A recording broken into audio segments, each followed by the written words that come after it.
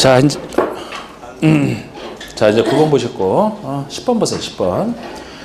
여기서 이제 용어에서 토지주택공사 등 이렇게 부르는 것은 토지주택공사와 지방공사를 합쳐서 이렇게 부르겠다 합니다. 살짝 보시면 돼요. 이거는 한국토지주택공사, LH공사죠. 토지주택공사와 또는 지방공사를 이 공사를 합쳐서 여기서는 주택공사 등이다 하고 부르겠다고 부릅니다. 정관 등 조합의 정관, 조합의 약속을 정관이라고 합니다. 토지 등 소유자가 정하는 약속을 규약이라고 하고 시장 등이 정하는 것을 규정이라고 하는데 이걸 합쳐서 그냥 정관 등이라고 부르겠다는 거예요. 그럼 그러라고 하시면 돼 그냥. 그렇게 부르겠다는 부르라 그렇게 네, 됐어. 됐고 이런 건 강약을 잘 둬야죠.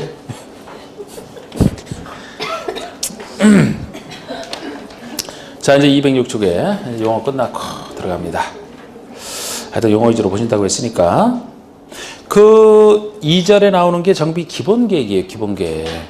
그 1절에서는 기본 방침이라고 행정처식으로 하면 방침일 뿐이고 계획과 관련해서는 제일 처음에 나오는 게 2절의 정비 기본계획입니다.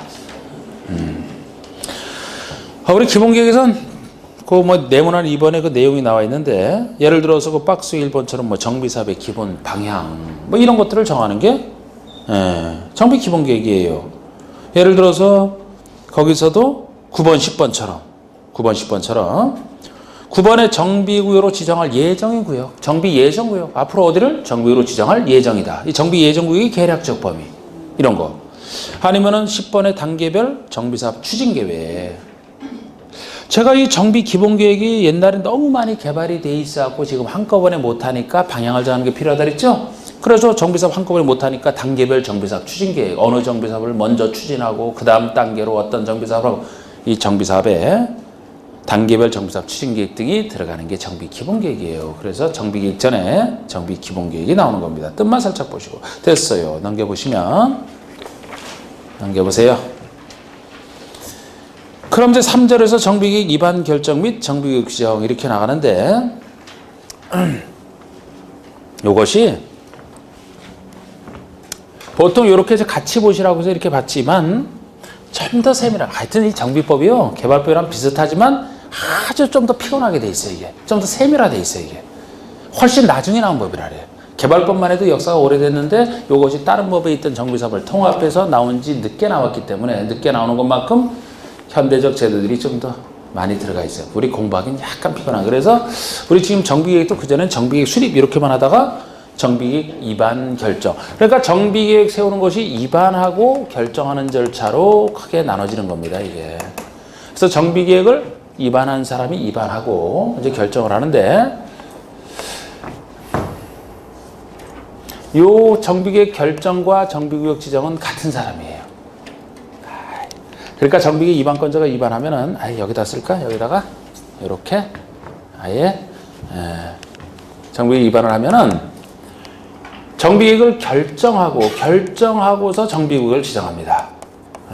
그래서 정비계획을 수립하는 것과 구역 지정이 이 순서는 맞아요. 그런데 정비계획을 위반과 결정으로 나누기 때문에 정비계획 위반하는 사람이 안만 딱 만들어 놓으면 그 안에 대해서 결정을 정비구역 지정권자가 결정을 하고 구역 지정합니다. 이런 구조로 돼 있거든요. 좀 더 엄밀하게 쓰면 요렇게 쓰면 돼. 요렇게 쓰면 돼. 차라리 요렇게 알아두시는 게 더 낫지. 그러면 나중에 할 때 약간 좀 그렇지만 그리고 이렇게 정비계획을 위반하고 이제 결정을 하면은 넘겨보세요. 넘겨보셔. 지금 여기는 별 용어들이 안 나오네. 지금 용어 위주로 해야 되잖아요.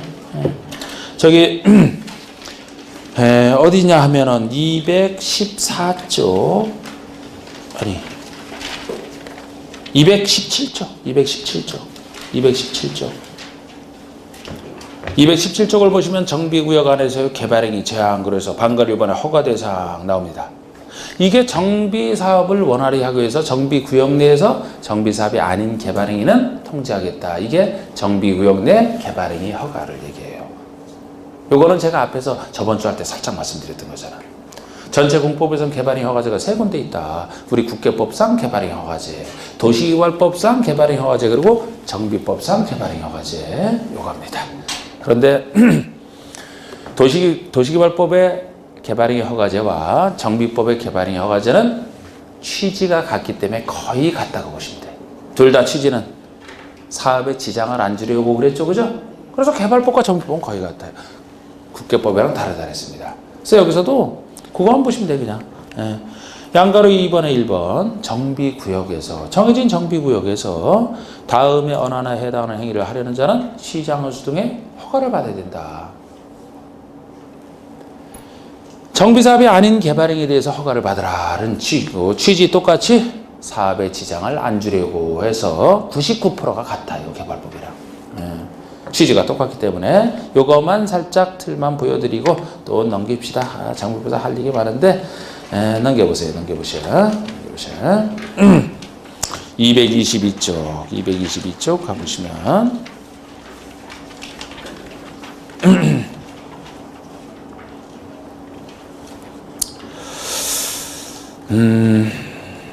222쪽의 1절에 정비사업 시행 방법이 나옵니다. 시행 방법이 나와요. 요거를 지금 좀 잡아드리기엔 조금 입문 단계에서 무리가 있을 수 있지만 구별할 겁니다. 이거는 살짝. 기본적으로 세 사업별로 시행 방법이 다 다르게 되어 있어요. 자, 보통이라면 제가 여기 써놓은 것이요. 이게 보통의 방식이에요. 관리처분계획, 누구에게 뭐를 처분하겠다, 누구에게 어떤 것을 처분하겠다, 관리처분계획 수립해서 인가를 받게 되면 공사 시작해서 공사가 끝나면 권리 이전하는 처분을 하는데 관리처분계획에 따라서 권리를 이전해 줍니다. 처분계획에 따라 권리를 이전해 주는 거예요. 마치 환지를 줄 때는 환지 처분할 때는 뭐에 정하는 바에 따라 환지 처분해야 돼요? 환지 계획에 따라 환지 처분해야 되잖아. 거기랑 비슷하다 그랬잖아. 환지 계획 세워놓고 공사 시작해서 끝나면 환지 처분을 환지 계획이 정하는 바에 따라 처분합니다. 여기는 관리처분계획이 정하는 바에 따라 줄 사람에게 주는 거예요. 그래서 이것이 인가받은 관리처분계획에 따라 주택 등을 공급하는 방법이 되겠습니다. 이게 보통의 정비사업 방법이에요. 일반적으로 써놨잖아요. 이게. 그런데 이게 주로 건물을 지어서 관리처분계획에 따라 건물을 지어주는 걸 얘기하거든요. 개발법에서 환지는 건물 대신에 땅 주는 게. 근데 제가 정비사업은 그쪽이랑 비슷하다 그랬잖아. 그래서 정비사업의 보통 방식이 관리처분에 따라 주는 방식, 건물 줄 때는 관리처분에 따라 주는 방식, 보통 방식. 만약에 건물 아니고 개발법에 환지처럼 땅을 주고 싶다면 그쪽의 환지 방식에 따라서 땅을 주는 방법도 있어요. 이게 보통의 방식인데 이거와 비슷한 환지 주는 것도 있어요. 일단 이 두 가지가 정비사업에서 이제 많이 쓰는 방식이 되겠어요. 건물 줄 때는 관리처분에 따라, 땅 줄 때는 환지. 그리고 몇 가지가 더 있단 말이에요. 1번 보세요. 주거환경 개선사업 보시면 주거환경 개선사업은 다음에 하나 해당하는 방법 또는 다음에 해당하는 방법이 1, 2, 3, 4 네 가지가 있고요. 이를 혼용하는 방식. 혼용이라면 이제 아래 네 가지 중에서 둘 이상을 섞어 쓰는 게 혼용입니다. 그러면 결국 정비사업을 하는 모든 방식은 5가지가 있다는 얘기가 돼요. 1, 2, 3, 4번 네 가지랑 섞어 쓰는 혼용까지 해서. 자, 1번이 어떤 방식이냐? 시행자가 정비 기반설 및 공동이용소를 새로 설치하거나 확대하고 토지 등 소유자가 스스로 주택을 보존 정비하거나 개량하는 방법. 요거를 제가 괄호 속에 강의 편의상 기반설 등만 설치하는 방식으로 칭하겠다 이렇게 해놓고 뒤에서 이제 이런 방식 나오면 기반설만 칭하. 근데 이것도 제가 순화시킨 거지. 제가 부를 때는 반쪽짜리 저는 이렇게 불러요. 그냥 기반설 등만 설치하는 방식이 것도 길잖아. 반쪽 방식 저는 이렇게 부를 거라고 여기를. 왜 반쪽이냐? 원래 고쳐야 될 거는 기반설과 주택 등 건축물이 있는데 둘 다 고치는 게 아니고 이거 뭐만 하겠다는 기반설만 고쳐주는. 그래서 둘 다가 아니고 반만 고쳐주는 반쪽짜리 제가 이렇게 칭하겠다는 거예요. 이거를 다른 공법 교수님들은 뭐 소유자가 스스로 하는 방식 스스로 이렇게 부르거든요. 근데 다른 건 다 시행자 기준으로 보면서 왜 이것만 시행자 기준으로 안 봐? 주택을 시행자가 손대는 건 아니야. 이거는 주택은 내버려두고 알아서 소유자가 알아서 하고 시행자는 묵묵히 기반설만 고쳐주는 걸 얘기해요. 간단하게 하는 제일 간단한 방식이에요. 이게 기반설만 손대기 때문에 반쪽짜리로 제가 부르면 요거로 보시면 돼. 이거 아주 특수한 반쪽짜리고요. 2번은 1번이 간단한 반쪽짜리라면 2번은 제일 무서운 이 수용 방식을 얘기해요. 수용 방식. 예? 수용 방식을 얘기합니다. 그럼 우리 마치 개발법에서 우리 수용을 통해서 하듯이 비슷한 거예요. 시행자가 정비구역의 전부나 일부를 수용하여 돈 주고 수용한 다음에 여기다 주택을 건설하여 그 주택을 토지 등 소유자에게 우선 공급하거나 또는 토지라면 주택이 아니면 토지라면 토지 등 소유자나 토지 등 소유자 외의자에게 누구에게나 공급하는 방법. 이거 이제 수용 방식으로 칭하게 이렇게 하고 있는데 자, 우리 시행자가 수용을 해서 자기가 취득한 상태에서 주택을 짓는다면 이제 토지 등 소유자가 우선 공급할 수 있고 토지라면 누구에게나 다 줄 수 있는 수용해서 시행자가 취득해서 공급하는 방법. 수용 방식을 얘기합니다. 이게 왜 제일 무서운 방식이냐? 이것도 특수한 방식 중에 하나인데 아까 여러분 지금 개선사업에서 나오는 방식 중에 하나거든요. 근데 개선사업이 두 가지 있다 그랬잖아. 두 가지. 근데 요거는 애초에 기반줄만 고쳐주는 방식으로만 하는 거야. 이 사업은 개념상 반쪽짜리로만. 그럼 이 달동네에서 주로 수용 방식을 하거든요. 그러면 마치 이제 토지라면 누구에게 다 줄 수 있지만 우리 주택을 지어준다면 시행자가 자기가 주택을 지어서 토지 등 소유자 그곳에 있는 달동네에 있는 토지 등 소유자가 우선 공급해줘요. 그러면 어떻게 보면 그럴듯해. 달동네에 살다가 이제 새 아파트 받는 거 아닙니까? 새 아파트. 근데 시행자가 취득해서 공급을 해주니까 시행자가 취득할 때 거기 있는 사람들은 일단 보상금 받잖아. 수용 보상금 받죠? 거기다 우선 공급권을 줘.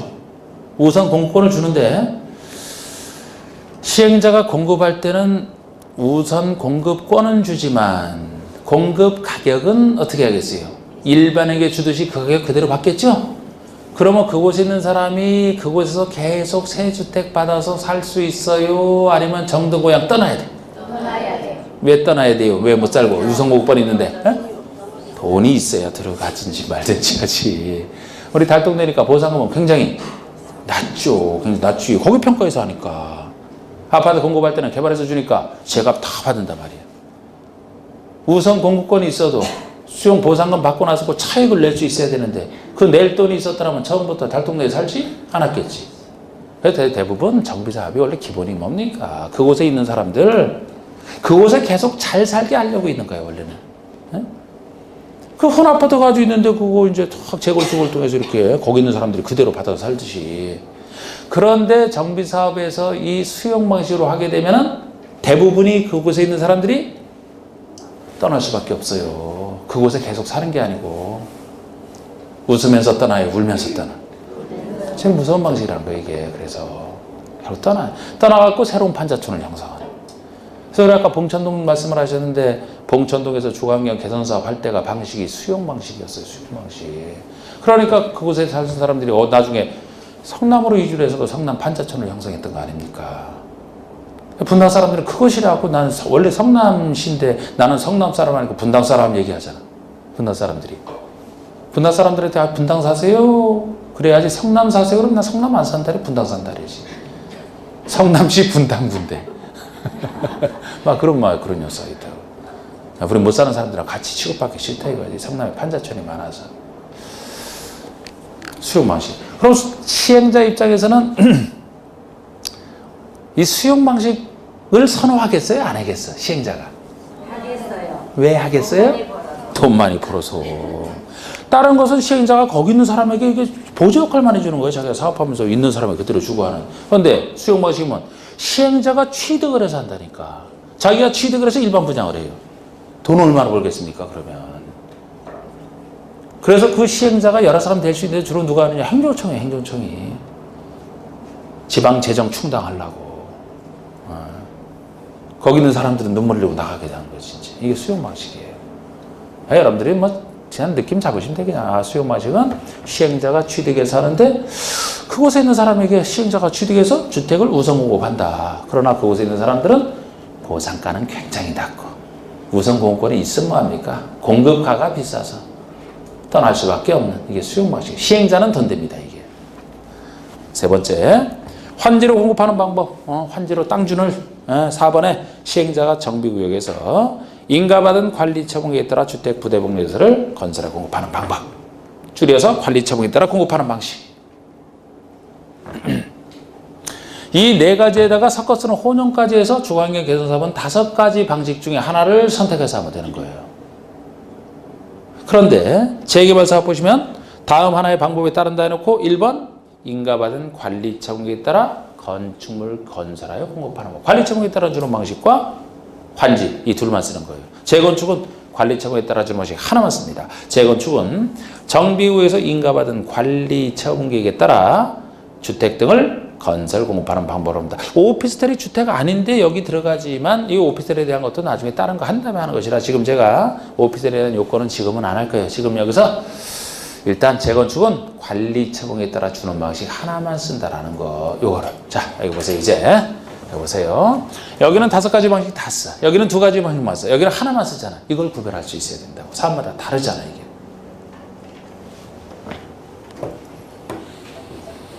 여러분 보통 정비사업에서 방식은 보통의 방식 2가지가 건물 주느냐 땅 주느냐 그거야. 건물 줄 때는 어느 방식이에요? 관리 처분에 따라 주는 게 건물 주는 방식이라 그랬잖아. 이게 보통 방식. 요거랑 건물이 아니고 땅 줄 때는 환지. 환지랑 비슷하니까 둘을 자꾸 비교해 보는 거예요 이게. 땅 줄 때는 환지 방식. 건물 줄 때는 관리 처분 계획. 이게 보통의 2가지 방식이야. 어디에서? 재개발 사업에서만 인정한다니까요. 2가지. 왜 재개발에서만? 아니 보통의 정비사업이 제가 재개발이라고 했잖아. 보통의 정비사업이 재개발이니까 여기서는 보통의 일반적 방식인 관리 처분 계획 또는 환지 2 방식만 쓴다 이렇게 생각을 하시고 제가 개선사업은 특수한 사업이라 그랬죠? 특수한 사업 2가지인데 이 뜻을 생각해 보시면 제일 고칠 게 많아서 특수한 게 달동네에서 한 거잖아. 제일 고칠 게 많아요. 제일 시급해 정비가. 모든 방식 다 쓴다 보시면 돼요. 여기서 또 하나 이거는 당연히 반쪽짜리인데 반쪽짜리만 개선사 쓰는 건데 여기는 5가지 다. 그래서 전체적으로 개선사업이 5가지 다 쓰는 게 왜 제일 고칠 게 많아서 모든 방식을 다 허용한다. 제일 고칠 게 시급하잖아 지금. 보통 관리 처분에 따라 건물 주는 거 쓸 수 있으면 그렇게 하고 땅 줄 필요가 없으면 환지 방식 쓰면 되고 아주 강력하게 시행자가 그냥 강력하게 다 몰아내고 떠나든 그 사람은 눈물 흘리든 말든 수용 방식을 쓰든지 아니면 제일 간단하게 정하기 힘들다 반쪽짜리로만 하든지 필요하면 2를 섞어 쓰든지 5가지 다 허용하는 게 개선사업이에요. 왜 그렇다고요? 고칠 게 제일 많아서 제일 시급한 곳이에요 달동네. 모든 방식을 동원해서라도 사업을 하게 만들겠다는 의지가 보이잖아요. 여기서 느낌 잡아서 그렇게 기억할 때 재건축은 다시 건축하는 것이라니까요. 땅 주는 게 있을 수가 없어요. 건축물 지어서 주는 방식 하나만 써야지 여기는. 관리 처분에 따라 주는 방식 하나만 쓰잖아요. 우리 아파트 재건축이라고 항상 생각하시라고 했는데 아파트 재건축에 참여해서 아니 아파트 들고 들어가서 재건축해서 땅만 받는 거 있어요? 봤어요? 땅 받아 거기다 텐트 치고 살으라고? 땅 요만큼밖에 안 되는데? 어떻게 할 거예요? 새 아파트 받으러 들어가죠? 그게 관리 처분에 따라 건축물 지어주는 방식 하나밖에 못 쓰잖아요. 그러니까 아주 특수한 수용이나 반쪽짜리 같은 경우는 이 달동네 여기만 있는 거예요. 여기만. 이렇게 해서 5가지를 해주셔야 돼요. 보통의 관리 처분에 따라 건물 주는 거, 비슷한 땅 주는 거, 환지 2가지는 보통의 사업인 재개발에서만. 5가지 다 허용되는 것은 특수한 사업인 개선 사업에서. 왜 다 고치라고? 모든 수단 동원해서 다 하라고 5가지 다. 재건축은 개념상 다시 건축하면서 불구하니까 관리 처분에 따라 건축을 주는 방식 하나만 쓸 수밖에 없죠. 예를 들어 환지 방식으로 재건축을 할 수 있다. X지. 이렇게 구별하시면 돼요. 오케이? 그럼 됐어요. 그런 식으로 해서 기억하실 겁니다. 그 다음에 이제 2절에 정비사업 시행자가 사업별로 살짝 달라지는데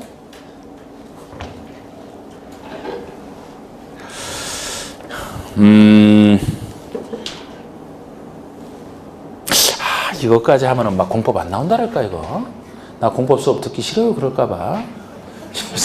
별로 시행자는 거 틀을 잡을까 말까. 나쁘스러. 다음 주에 안 나올까봐. 자, 우리 부담 없이 그냥 이것도 자세한 거 아니라 살짝 우리 그냥 느낌만 잡아봅시다. 그냥 편하게. 나중에 안 나온다 그러지 말고. 우리 여기 시행자도 사업별로 시행자가 달라요. 그런데 역시 우리 틀이 정비사업은 환지 방식의 도시보다 비슷하다. 그쪽 조합, 이쪽 조합 비슷하듯이. 그러면 여러분 앞에서 우리 환지 방식으로 도시걸 사업할 때는 시행자를 지정하는 것이 누구를 원칙적으로 지정을 했어요? 환지 방식에서는 그곳에 있는 당사자인 토지 소유자 또는 조합.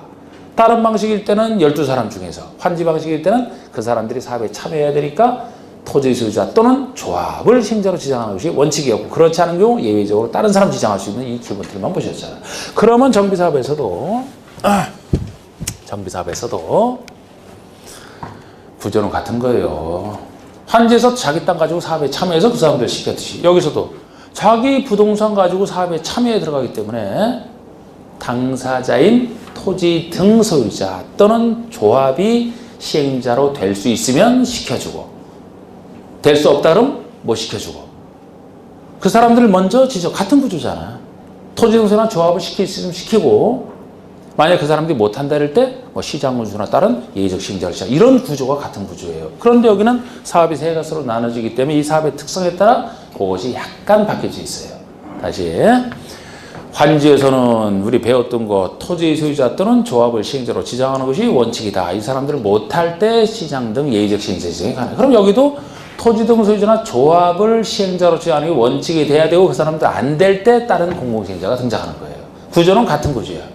그렇게 생각을 하시되 하나의 사업별로 특성이 있기 때문에 과연 토지 등 소유나 조합을 쓰는 것이 되는지 이제 생각을 해보는 거야. 구조는 이렇게 잡고. 자, 그러면 토지 등 소유나 조합을 할 수 있는지.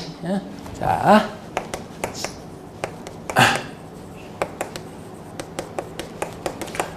이 사람들 되는지 안 되는지 한번 봅시다. 자, 이제 틀을 이렇게 잡았으면 이 사업에 따라 생각을 하시면 돼. 자, 우리 개선 사업은 두 가지가 있다 그랬죠. 달동네, 일단 달동네 하는 것부터 생각을 해봅시다. 자, 여러분들이 입법권자라면은 이 달동네 주관구역에서 도시 저소득 주민이 집단으로 거주하는 그 지역에 대해서 개선 사업을 한다. 그곳에 있는 사람들 시행자로 여러분들이 시켜줄 것 같아요? 안 시켜줄 것 같아요? 여러분들이 입법하는 사람이라면. 왜 안 시켜? 왜? 어? 너무 어때서? 아니, 뭐, 안 시켜준다는 얘기는 확 나오는데. 그냥 느낌상? 그 느낌이 근거가 있어야지. 어려워서? 너무 어려운 사람들이라? 어? 지금 시행자 정하는 거, 시행자. 사업을 한다면 누가 돈 내고 하는 거예요? 시행자가 돈 내고 하는 거예요. 달동네 그곳에 있는 토지 등 소유자예요. 이들이 설립한 조합. 못 시킨다 그랬어. 맞아요. 결론은 맞아. 왜 못 시켜 그런데? 능력 부족. 아까 어려워서, 어려운 사람들이라. 아니, 시켜주면 하겠어요? 밥 먹기도 힘들어. 지금 밥 먹기도 연탄 배달해 와야 돼. 그런데 언제 이런 사업시행을 자기 할 능력 없다고 보는 거예요, 법에서. 왜? 워낙 못 사는 곳이라. 그럼 이들이 못한다면 이들이 설립한 단체라면 할 수 있느냐? 아, 단체 조합이면 조합원들이 다 돈 내는 건데. 할 능력 없다고 보는 거예요. 그래서 시키고 싶어도 못 시키는 거예요. 못 시켜. 아니, 그럼 혹시 또 다른 사람이 반쪽짜리는 되느냐? 거기서 할 수 있는. 자, 우리 반쪽짜리라면 기반설만 고쳐준다 그랬어요? 기반시설은 이 민간인이 스스로 이렇게 설치하는 게 보통인가요? 아니면 행정청이 주로 설치해주나? 그럼 역시 이 사람들이 인정할 필요가 없겠네? 그럼 결론은 개선사업에서는 두 가지 사업을 다 생각하더라도 민간인 시킬 필요 없다. 시킬 필요 없어요. 못 시켜. 달동네는 능력 없다고 못 시키고, 기반설만 고쳐주는 반쪽으로 할 때는 원래 기반설은 행정청 몫인데 처음부터 시장 원수 여기라면은 여기 시장님이 알아서 하는 거지. 기반설을 무슨 민간인에 맡깁니까? 결론은 다 안 돼. 그러면 공공이 한다 보시면 돼. 공공이 한다. 여기랑 공공이. 예. 그래서 우리 개선사구 봉천동에서 할 때도 거기 구청장이 했단 말이에요. 거기 구청장이. 거기 민간인은 아예 안 돼. 민간인은 아예 안 되는 게 개선사구예요. 여기서도 행정청이 누구냐 하는 것은 뭐 시장으로서 구청장 등이 하는데 제가 그런 걸 지금 입문단계에서 할 건 아니고 나중에 다 해드립니다만, 일단 민간인은 어떤 경우라도 안 된다. 민간인은 안 되니까 공공에 나서겠지 뭐 이제. 이런 느낌 일단 잡았어요. 그러면 여기는 그런 특성 때문에 안 됐다라고. 우리 재개발 재건축에서는 돼요. 민간인 돼.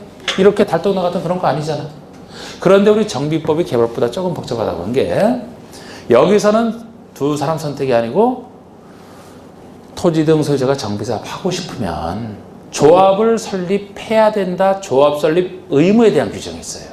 조합을 설립해서 단체로 하라는 거야. 토지 등 소유자 상대적으로 못 믿고 단체를 좀 더 믿어주니까. 그래서 원칙은 토지 등 소유자가 아니고 조합 설립해서 해야 되는 게 원칙이에요. 그런데 재개발 사업 같은 경우에 예외적으로 조합 설립 안 해도 되는 예외가 존재해서 결국은 이 모습이 되는 거야. 이 모습이. 민간인이 되느냐 안 되느냐 일단 이 모습 정도만 잡아두세요. 개선 사업은 아예 못한다. 나머지 사업은 할 수는 있는데 보통 조합 설립에서 한다 보시면 돼요. 그런데 이제 재개발 사업만큼은 뭐 그 수가 20명 미만이고 그럴 때는 일정 요건 갖추면 이제 조합 설립 안 해도 되는 경우가 있어요. 그래서 결론은 민간인이 되느냐 안 되느냐 둘 다 돼. 재개발은. 여기는 조합만 돼. 여기는 아예 민간인은 안 돼. 자, 이것도 제가 보통의 정비사업이 어디라고 했어요? 재개발. 이게 보통이라면 이것이 도시개발조합과 서로 비슷해야 되겠네? 도시개발법의 그 환지 방식과 서로 비슷해야 되겠네요? 거기라면 도시개발법 환지 방식으로 사업한다면 토지 소유자 또는 조합 다 되잖아.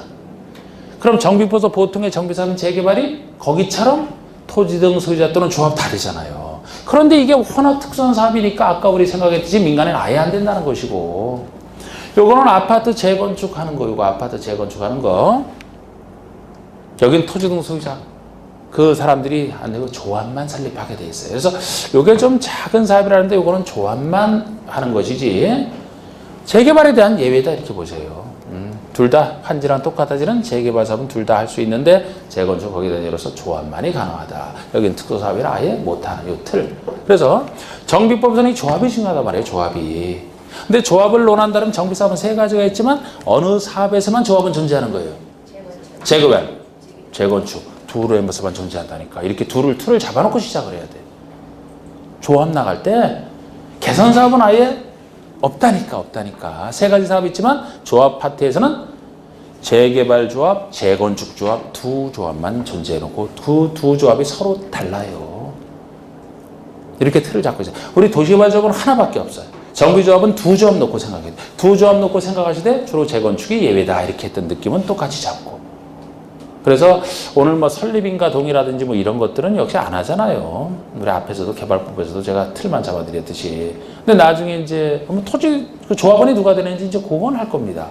근데 거기서도 여기서 둘로 나누되 요게 예외고 주로 요거는 제가 개발법이랑 비슷한 것이 보통의 정비사업 이 느낌으로 이제 볼 거라고. 자, 그렇게만 요거만 해드렸어요. 요거만. 간단하네. 이 정도라면 뭐 공법에 질리지는 않을 거야 아마 처음 입문 단계에서. 그거 조심해야 돼. 자, 이제 229쪽 가주세요. 229쪽. 229쪽. 자, 이제 조합 파트입니다. 여기로 왔어요. 여기로 왔어요. 자, 앞에서 제가 도시개발 조합은 성격을 법인으로 한다. 공법상 비영리 사단법인의 성격을 가지고, 법인이라는 것은 설립 인가만으로 성립되는 게 아니고 설립 등기를 해야 성립한다. 똑같이 쓰는 거예요. 여기서도. 왜? 같은 조합이니까.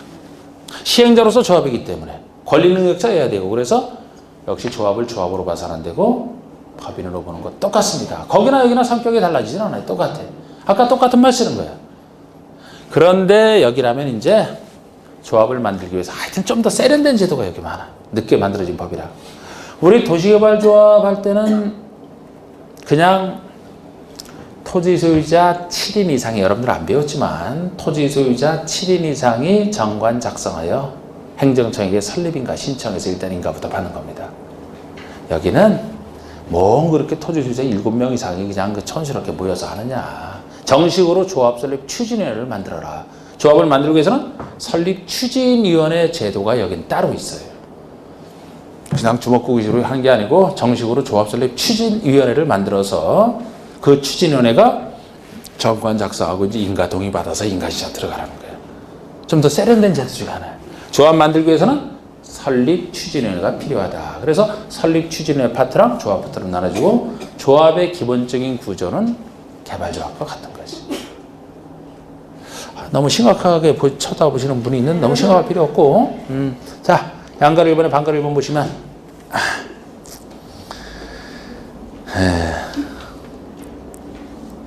어제들 이렇게 딱 보면은 결국 학교장에 오시는 분들은 역시 저랑 눈이 참 많이 마주친 사람일수록 많이 오더라고요. 와서도 점수 물어보면 역시 그런 분들이 저랑 눈을 많이 마주치셔야 돼. 저를 보라고 했는데 저를 안 보고 책만 보고 있으면 좀 덜 마주치죠? 그런 분들이 많이 하시고 저렇게 이제 이목을 끌어서 이렇게 인위적으로 마주치기도 하고 자연스럽게 하고 자 보세요. 추진원에 반가로 1번에 조합을 설립하려는 경우에는 정비구역 지정고시 후 추진원의 위원장과 추진원의 위원과 운영 규정에 대해서 토지공사자 과반수 동의를 받아 조합 설립이라는 추진원을 구성하여 시장원수 등의 승인을 받아야 된다. 이게 추진원의 구성을 한번 읽어본 거예요. 조합을 만들고 싶으면 일단 추진원부터 구성하라는 거예요. 여기서 위원수가 뭐 몇 명이다 하는 거 지금 아실 필요는 없고 토지공사자 과반수 동의를 받아 시장원수 등의 인가를 받으면 추진원은 구성된다는 얘기입니다. 나중에는 이제 뭐 동의 요건 이런 것도 다 할 건데 이렇게 해서 추진원을 구성하는 거예요. 그러면 이 설립 추진위원회는 조합 설립에 대한 여러 가지 준비 업무를 담당한다 이렇게 보시면 돼. 그 업무가 양가로 2번에 반가로 1번에 나와 있는데요. 여러 가지 조합 설립에 대한 준비 업무를 한다 이렇게 보시면 됩니다. 됐어요. 그냥 지금 뭐 개념 위주로 보시니까 또 넘겨보세요. 그러면 이제 넘겨보시면 232쪽에 이제 정비조합이 나옵니다. 정비조합이 나와요. 우리 정비조합에서도 그 양가로 1번 조합 설립 의무에 대한 얘기가 시행자가 여기서 달라지게 되는지 원인이 되는 건데 그 시장원수 등이나 토지주택공사 등이나 지정개발자가 아닌 자, 즉 여기서는 토지 등 소유자가 정비사업을 시행하려는 경우에는 토지 등 소유자로 구성된 조합을 설립해야 된다. 이게 조합 설립 의무에 대한 거예요. 토지 등 소유자가 그냥 하지 말고 조합 설립해서 하라는 거예요. 단 토지 등 소유자가 20인 미만 작을 때는 그것도 토지 등 소유자가 재개발 사업할 때만 그러하지 아니하다. 조합 설립 안 해도 된다. 그래서 달동네는 아예 민간인이 안 된다는 얘기가 아까 개념상 그렇고 여기서는 조합 설립해야 되는데 재개발 사업에서만 조합 설립 안 해도 되기 때문에 보통의 정비사업은 재개발에서만 토지 등 소유자 또는 조합, 재건축은 조합만 이렇게 이제 돼 있는 걸로 보시면 됩니다. 그리고 이렇게 이제 조합을 만들 때 양가로 이번에 설립인가 받는 거 이게 이제 두 사업, 재개발 사업에서 그 아래 재건축 이 두 사업에서만 나오는 얘기잖아요. 둘을 이제 구별해서 보셔야 돼요. 나중에 여기 숫자 같은 건 나왔었다고 시험에 나중에 할 거예요. 그런데 넘겨보세요. 넘겨보시고 그럼 235쪽에 양가로 3번에 보시면 성격, 조합은 법인으로 한다. 똑같은 얘기잖아. 개발조합, 정비조합 성격은 똑같아요. 법인으로 한다. 그리고 그 아래 법인이기 때문에 조합은 설립인가를 받은 때로부터 30일 내 등기하는 때 성립한다. 똑같은 얘기를 하고 있습니다. 같은 얘기. 그럼 이렇게 해서 이제 만들어지면 넘겨보세요. 이제 조합원이 누가 되는지. 자, 개발조합의 조합원 생각나십니까? 도시개발조합의 조합원은 누가 된다였어요? 구역 내의 토지 소유자로 한다. 토지 소유자이기만 하면 조합 설립, 인가, 찬성 여부 상관없이, 거주 여부 상관없이, 결격사유 없다. 토지 소유자이기만 하면 된다. 그러면 우리는 조합을 한다면 이 두 조합만 놓고 보시라고 했잖아. 두 조합. 재개발, 재건축에서만 조합이 나온다는 얘기인데, 재개발, 재건축에서는 조합이 나온다는 얘기인데, 원리는 똑같다니까요. 그럼 여기서는 주로 누가 조합원이 되겠습니까? 조합이 만들어지면 구역 내의 토지 등 소유자지. 개발법에서는 토지 소유자, 정비법에서는 아까 배웠던 토지 등 소유자를 쓴다 그랬잖아요. 여긴 토지만 주는 게 아니라 그래서 토지 등 소유자를 쓴다 그랬잖아. 그러면 역시 토지 등 소유자이기만 하면 보통 조합원이 된다라고 생각하시는 게 보통 아니겠습니까? 조합 설립에 찬성 반대? 상관없이 거주하고 상관없이 결격사 이런 것도 역시 똑같이 없어요. 토지등 소유자면 될 것이다. 왜? 서로 비슷하니까. 근데 두 사업 중에서 어느 사업이 특히 개발법이랑 비슷한 거예요? 어느 사업이? 재개발이. 이건 주로 예외를 인정한다 그랬잖아. 예외를. 하도 골치 아프게 해서 이거 주로 예외 규정이 발달되어 있다니까. 그래서 이것이 거의 원칙으로 보시면 돼요. 원칙이라는 것은 개발과 거의 같다 보시면 돼요. 그럼 여기라면은 재개발 조합이 만들어지면 조합원은 구역 내의 토지 등 소유자라고 보시면 돼요. 아까 재개발이라면 구역 내의 토지 등 소유자가 이해하는 게 토지 또는 건축물 소유자 또는 지상권자까지 들어가잖아요. 지상권자까지. 그러면 재건축도 토지 등 소유자가 되지 누가 됩니까? 토지 소유자가 되는데 이건 예외 규정이기 때문에 원칙과 다른 게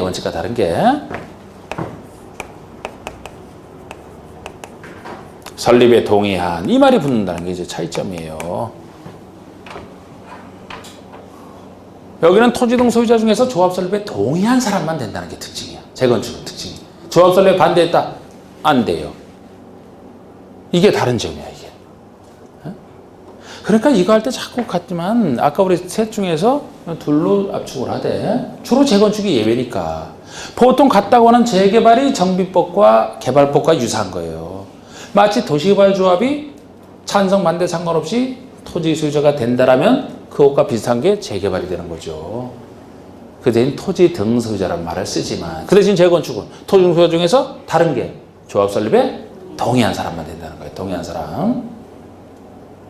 여러분 앞에서 제가 매수 청구라는 개념을 할 때 같이 매수 청구의 반대는 매도 청구다 이런 얘기를 했잖아. 그죠? 매도 청구.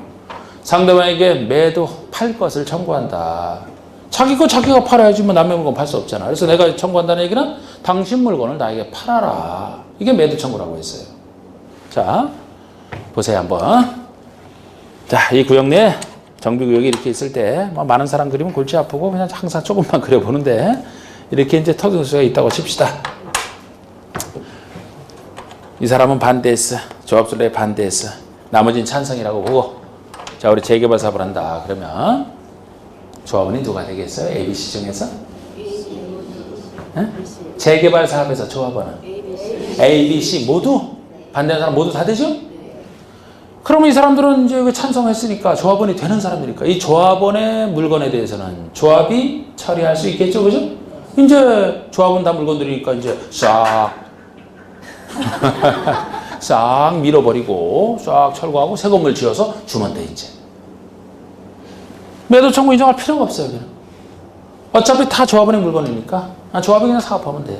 그런데 재건축이라면 누구만 조합원이 돼요. 그래서 재건축 이 사람은 안 된단 말이에요. 그럼 이 조합원이 되는 이 사람 물건은 조합이 뭐 밀어버리고 사업할 수 있지만 요거는 조합원이 안 될 사람 물건이기 때문에 조합이 처리할 수 없어요. 처리할 수 없어. 그럼 전체에 대해서 사업을 하기 위해서는 뭐가 필요해요? 사업하기 전에 요 사람의 물건을 취득하는 게 필요한 거야. 조합원이 안 될 사람 물건이기 때문에 조합이 이 사람 물건을 취득한 다음에 전체에 대한 공사를 할 수 있지. 그럼 이 사람 입장에서는 이제 왜 사업을 안 하고 있나요? 그러니까 제가 조합에서 당신 물건을 취득해야 되는데 취득을 못하고 전체에서 사업 못하고 있다. 그렇게 얘기를 했어요. 당신 물건 팔으라고. 그럼 이 사람이 나 때문에 사업을 못하고서 굉장히 죄송하네 내가 저 때문에 이럴 줄 몰랐다 라고 얘기하는 사람이 없고 응? 나 때문에 못해? 그러면 잘 됐네. 시가 무슨 시가 몇 배? 몇 배 달라마 그럴 거 아닙니까? 10배 달라마 이렇게 버틸 거 아니에요. 이게 여러분들이 사회적으로 들었던 알박기 예? 막 버티는 거야. 공사 못하면 당신 계속 손해 아니냐. 예? 빨리 사업해야 되지 않느냐. 내 거 빨리 사가서 비싸게 버티는 거지 이제. 알박기 방지책이 이거예요. 매도 청구. 이럴 때 조합원이 안 될 사람 물건에 대해서 조합이 이 사람에게 당신 물건 나에게 파세요라고 청구하는 게 매도 청구라고. 시가로 팔아라 이렇게 청구하는 거예요. 그럼 알박기 문제가 해소되겠죠? 왜 뭐 알박기 문제 안 돼? 이제 매도 청구를 하니까 이 사람은 팔아야 되거든요. 시가로.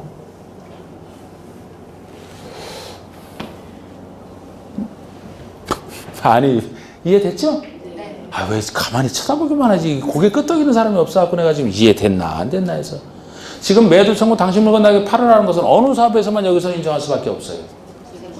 재건축에서만. 왜? 설립에 동의한 사람만 조합원이 됐기 때문에 설립에 동의하지 아니한 자는 조합 물건이 아니잖아. 조합 물건이 아니니까. 이걸 취득해야 되는데 그 사람 버틸 거니까 그 사람에게 조합원이 안 될 사람에게 당신 물건을 나에게 시가로 팔아라 해서 문제를 해결한다고요. 여기는 설립에 찬성했든 반대했든 상관없이 다 조합원이 되기 때문에 그대로 사업하면 되지 매도 청구를 인정할 필요가 없어요. 주로 알바끼야 재건축에서 나왔던 거라고 그래서 이 매도 청구가 지금 여기서 하나 대책으로 나왔는데 이런 것이 이제 몇 군데 더 나와요. 지금 여기 처음 나왔으니까 요 얘기까지 해드린 거예요. 여기까지 해드린 거예요. 자, 4번 보세요. 조합원의 자격. 조합원의 자격. 재개발조합의 조합원은 토지 등 소유자로 하고 토지 등 소유자이기만 하면 당연 조합원이 된다는 얘기잖아요. 재건축 사업의 조합원은 재건축과 재개발 나눠서 보되 재건축 사업의 조합원은 재건축 사업에 동의한 토지 등 소유자로 한다. 요거 기본부터 잡으셔야 돼요. 이렇게. 재건축은 동의한 토지 등 소유자만. 동의한 토지 등 소유자만.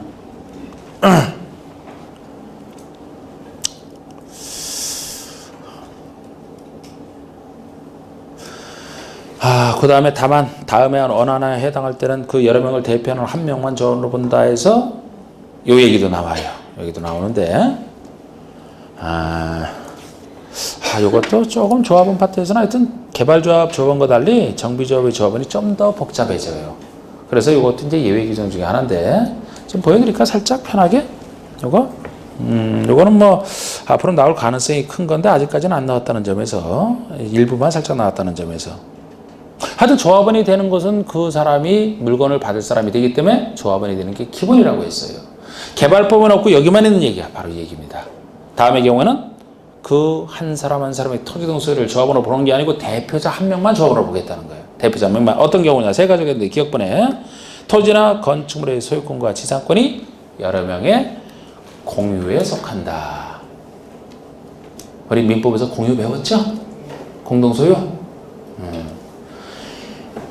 어떤 토지나 어떤 건축물의 소유권 등을 여러 명이 공유하고 있다라면 그 공유자가 다 소유자 아닙니까? 지분대로 소유하는 소유자인데 소유자로 해서 그 사람들 하나하나를 조합원으로 인정한다라면 한 사람 한 사람에게 부동산을 줘야 되고 대표자 한 사람만 인정하면 하나의 건물만 그 사람에게 주고 그 사람들은 다시 대표자가 받아갖고 지분대로 소유하게 되겠지. 어떤 게 맞아요? 한 사람 한 사람을 다 조합원으로 인정해 줄까요? 대표자 한 명만 인정하는 게 맞을 것 같아. 상식적으로. 만약에 한 사람 한 사람을 소유자로 해서 조합원으로 인정하게 되면은 사업 못합니다. 하나의 물건인데 하나의 물건을 100명이 공유하겠으면 100주택을 주라고? 하나의 물건에 대해서?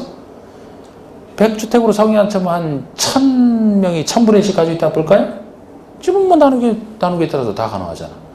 그러면 1000주택을 준다고? 그래서 공유하고 있다면 당연히 상식적으로 대표자 한 명만 조합원으로 본다고 보시면 돼요. 하나 물건 주면 돼. 그럼 그 사람들이 지분대로 가져가면 되니까. 근데 이건 별거 없어요. 니은번 같은 경우 보시면 이게 특이한 건데 여러 명의 토지 등 소유자가 1세대에 속하는데 자,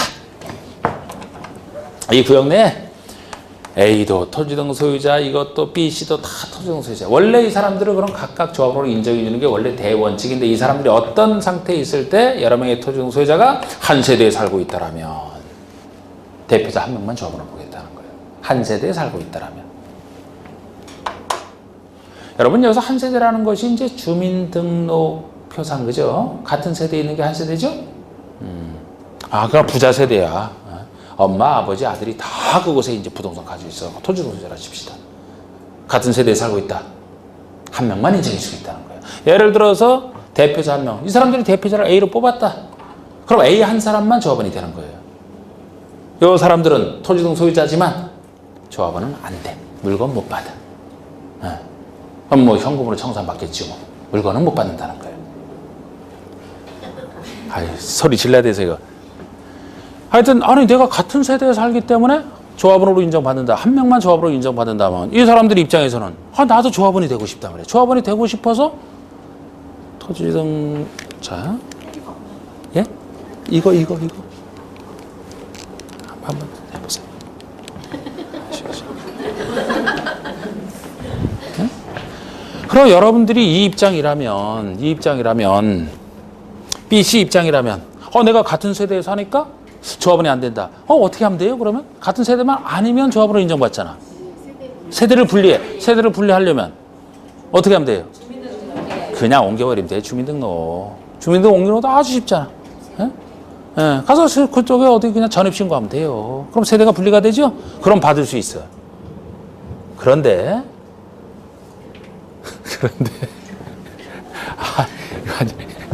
왜 이렇게 어렵게 주세요? 그냥 작아서 주시지. 자, 세대를 분리하면 되는데, 세대를 분리하더라도, 설립인가 전에, 조합의 설립인가 전에 분리를 해야 돼요. 이미 조합의 설립인가를 받으면 이제 조합의 형체가 갖춰지기 때문에, 예를 들어 그 정도면은 그 기존 그 조합원 수가 특정이 돼야 된다고 생각하시면 돼. 만약에 조합 설립이 인가 이후에도 이런 걸 인정해서 예상했던 조합원 수보다 조합원 수가 확 늘어난다면 시행자 입장에서는 사업하기 어려워지는 거예요. 그래서 설립인가 이후에는 자꾸 사람이 늘어나서는 안 된다고 보기 때문에 이전하려면 분리를 시키려면 설립인가 전에 분리해야 된다. 그런 생각이시면 돼. 그런데 설립인가 전에 분리했다 하더라도 원래 설립인가 전에 분리하면은 되는데 분리했다 하더라도 원래 같이 살아야 될 사람은 아무리 세대를 분리해서 다른 세대에 속한다라도 한 세대로 봐. 원래 살아야 될 사람. 누구랑 원래 같이 살아야 돼? 일단 부부, 배우자. 그러니까 배우자는 소용없어요. 무조건 세대를 분리해도 소용없어. 무조건 한 세대로 봐. 뭐 이참에 보내버리고 싶어요? 원래 같이 사는 거야, 배우자는. 배우자는 그래서 무조건. 자, 우리 자식 중에서도 조카들 같이 데리고 살아야 돼? 조카들? 아니요. 자식 중에서도 큰 자식, 작은 자식. 여기서 키 크고 얘기가 아니고 다 컸느냐, 아니냐. 미성년이면 데리고 살아야 돼, 부모가? 네? 성년이면 데리고 살 필요 없죠? 미성년인데 결혼했어. 그럴 수 있잖아, 뭐. 미성년인데 결혼했어. 데리고 살아야 돼?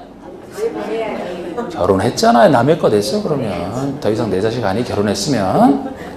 자, 그러면 세대를 분리하더라도 무조건 한 세대로 봐주는 경우가 있어요. 한 세대로 봐주는 게 좋은 게 아니야. 대표자를 인정하는 것이니까. 대표자 한 명만 인정하는 거예요. 그런데 배우자, 항상 같이 살아야 돼. 자식 중에서도 자식을 직계 비속이라래요. 반계 비속하면 조카 이렇게 나가는 거야. 그러니까 우리 자식 중에서 직계 비속 중에서도 미혼이면서 미성년인.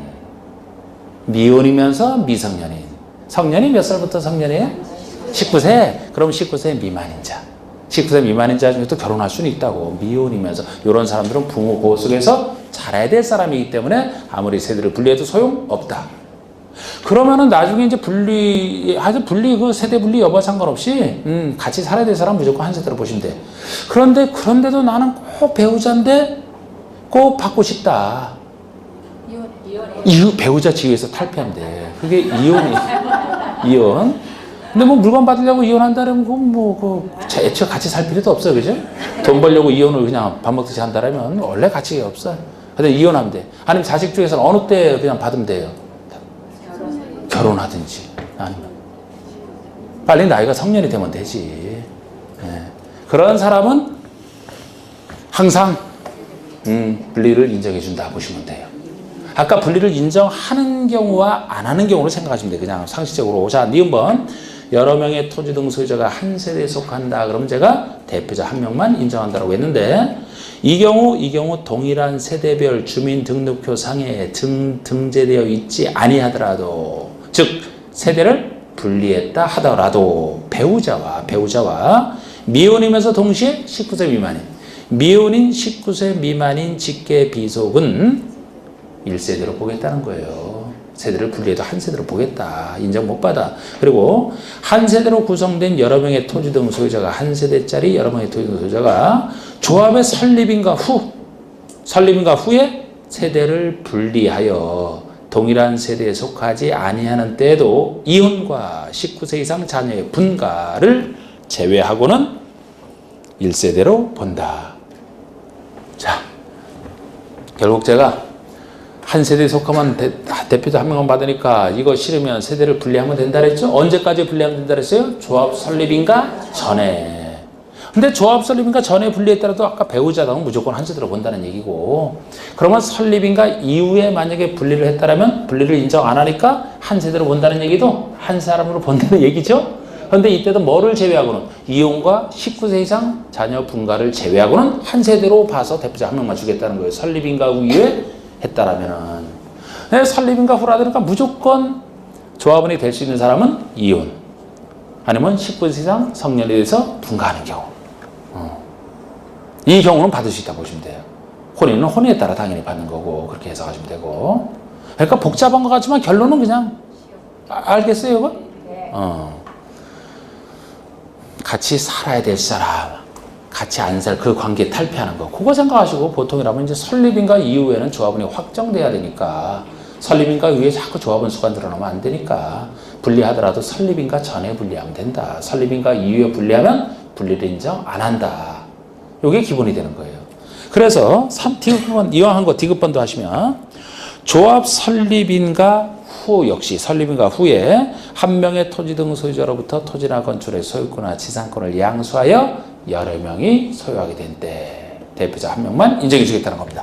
자, 우리 한 사람이 있었는데 한 사람이 자 부동산을 이렇게 가지고 있는 사람이에요. 한 사람이 여러 부동산을 가지고 있어요. 조합원은 몇 명? 조합원은 누가 되는 거예요? A가 조합원이 되는 거죠? 그런데 이거를 나중에 이 사람이 요 땅을 B가 사고 요 땅은 C에게 팔았고 C가 샀어. 처음에는 이 사람 환조 조합원이 됐는데 이 사람의 물건을 다른 사람이 사서 지금 공유가 아니고 각각 독립된 토지 소유자 3명이 등장했다 칩시다.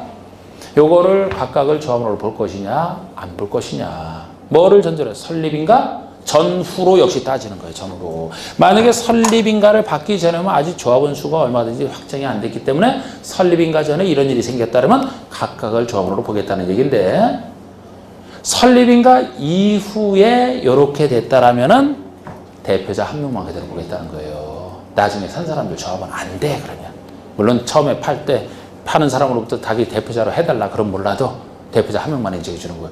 만약에 설립인가 이후에도 이거를 다 각각을 조합원으로 인정하게 되면 예상하지 못했던 조합원 수 증가가 생기고 그럼 사업하기 힘들어지거든요. 그 사람들 다 챙겨줄 거 생각하면. 조합원에게 챙겨주고 남는 건 일반 분양에서 그걸로 막 사업비 이런 거 다 하는데. 응? 아까랑 비슷한 취지야. 그러니까 조합의 설립인가를 받았더라. 조합원은 더 이상 늘어나지 않는다 생각하시면 돼요. 그래서 요거 그러니까 이런 것도 여러분 참 보시면 이것도 나중에 업무하실 때 정비구역 내에서 만약에 뭐를 그 분양 조합원 되겠다고 해서 물건 막 사달라고 알선나 그런 걸 이제 부탁이 들어오면은 잘 봐서 해줘야 된다고. 아니 본인이 조합원 되겠다고 물건 사달라고 부탁을 했는데, 예를 들어 조합 설립 인가 후에 이 사람 여러 토지 중에 하나를 사서 들어갔다. 따로 계약을 통해서 뭐 나를 대표자로 인정해 뭐 그런 걸 확답을 받지 않는 한 그냥 물건 청산받을 뿐이야. 나중에 조합은 안 되고.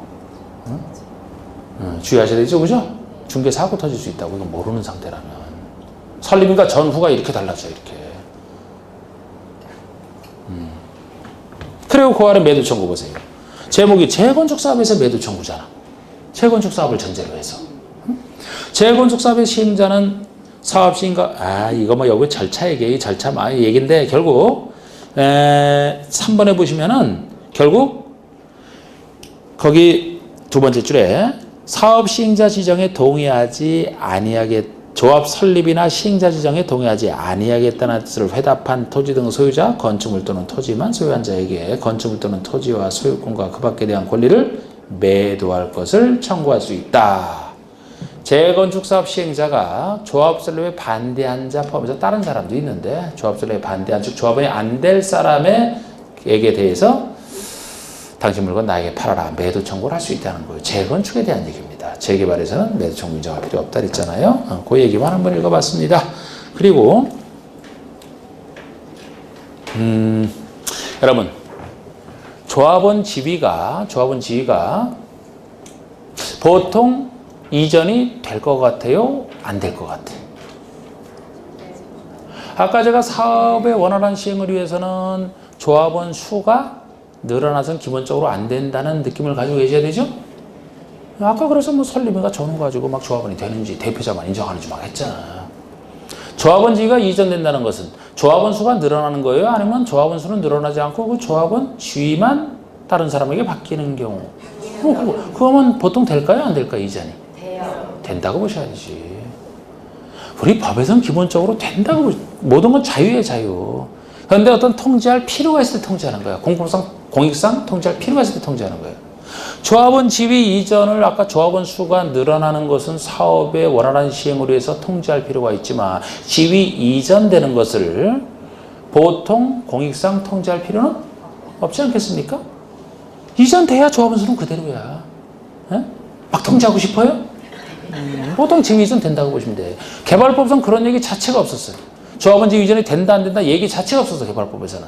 정비법에서 자꾸 복잡해진다고 여기서. 그럼 개발법에서는 예를 들어 조합원 지위에 대한 규정 자체가 없으면 그 개발조합의 조합원 지위는 이전된다고 보셔요? 안 된다고 보셔요? 된다고. 지위 규정이 없으면 지위 이전 되는 거예요? 안 되는 거예요? 돼요. 되는 거지. 보통 자유라니까 자유. 규정 없으면 된다고 보는 거예요. 도시개발법에서 조합원 지위는 누가 되는 거예요? 거기 토지 소유자가 조합원이 되니까 그 토지를 양수한 자, 새로 소유자가 된 자, 그 자가 그대로 조합원 지위를 승계하는 거예요. 근데 여기는 규정이 있네요. 왜 규정이 있느냐? 안 되는 경우가 있어서 규정이 있는 거야. 안 되는 경우가 있어서. 원칙은 돼. 안 되는 경우가 있어요. 공익상 필요할 때만 통제하잖아. 특히 투기를 막기 위해서 따로 통제 들어가는 예외가 존재해서 그렇지 원칙은 되는 거예요. 그래서 그거 한번 보여드려서 5번에 1번 보시면 조합의 설립인가 후에 양도 증여 판결 등으로 인해서 조합원 권리가 이전됐다.